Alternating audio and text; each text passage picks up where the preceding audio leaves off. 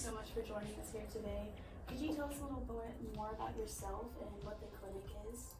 I am a clinical psychologist, and I actually did my training here at USM in the clinical program. I'm actually from Mississippi/Tennessee, so I grew up in North Mississippi, Memphis, Tennessee. So I kind of joke that I'm both a Mississippian and a Tennessean. But I moved to Hattiesburg for my graduate training, and then ended up coming back after I finished my training up during my internship and postdoctoral year. Came back to Hattiesburg, and I worked in the community for a little bit, and then came here to direct the Center for Behavioral Health, or what we now know as the Center for Behavioral Health, which is a training center for our graduate programs in the School of Psychology, where we are able to offer a lot of cool experiences for our graduate students in training, as well as some really helpful and good quality services for our community. Well, I'm glad you found your way back to Mississippi. Yeah. How could you tell me about some of the programs that the CBH has to offer? Yeah, so the CBH offers both therapy and assessment services. We have both individual and group services. So individual services meaning you're meeting one-on-one with a clinician for therapy services. And then we have a couple of groups. Some of those are for things like organizational skills and executive functioning support. And others are for things like assertive communication and emotion regulation, kind of learning skills around that. And those are in a group format where multiple people are meeting with one or two clinicians to kind of weekly to kind of learn those skills. And then we have the comprehensive assessments where we are really kind of learning more about somebody holistically and helping understand some differential kind of decisions around what their symptoms might mean for them and diagnoses. Wow, this is very helpful things that we can offer to the community. Is it also open to students as well? Yes, so we serve both students, faculty, staff, and community populations. For students, we do have specific student rates. We are not the first stop for student services. Student counseling services on campus is the first stop for student services, but we do have a lot of students that we serve both for therapy and also assessment, since we are the only facility on campus that can do the specific assessments that we do. But we serve, I would say, a majority of community population. About 80% of our population, depending on the year, is a community service.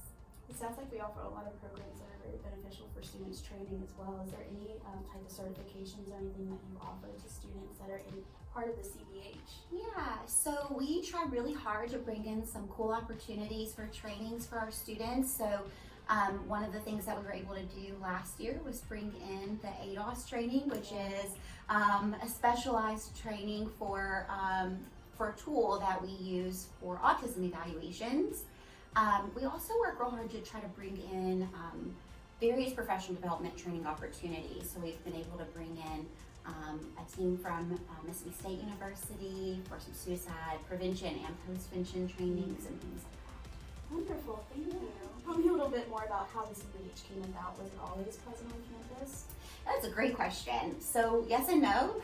So in 2020, before 2020, the programs that operate in the CBH, which are the clinical PhD program, the school PhD program, the counseling PhD program, and at times the counseling master students will also join us in the Center for Behavioral Health. But previous to 2020, each one of those programs had their own clinic. Oh, okay. And in 2020, we actually merged those three clinics into one clinic. And so it's an integrated clinic now, and that's a really cool thing because we can kind of work together, learn from each other, and maximize kind of our expertise in our services and training.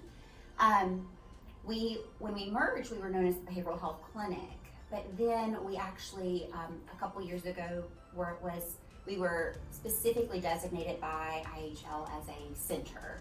And so we went from the Behavioral Health Clinic to the Center for Behavioral Health, and here we are now.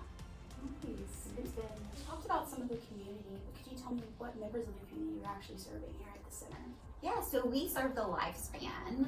Because we are able to maximize across program expertise, we serve as little as 2 years old all the way up until 102 if we can.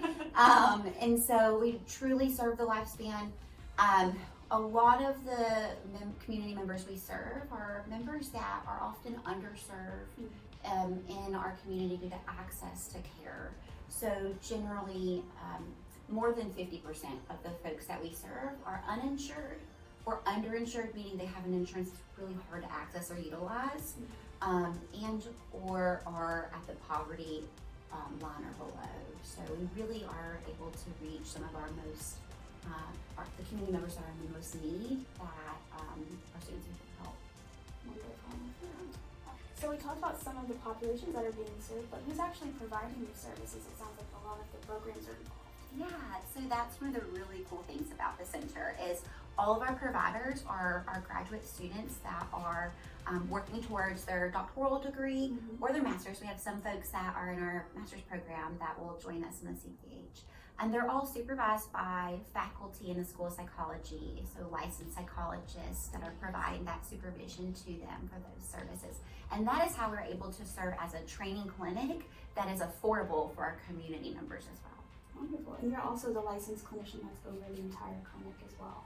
Yes, so I'm a licensed psychologist and kind of oversee all the things, but we have great faculty that are licensed faculty as well that are helping to support the efforts throughout. Wonderful, so you can hit that entire lifespan. Yep. Perfect. Exactly. Sounds like the CPH is involved a lot within the community. Do you have any fundraising opportunities to help support this?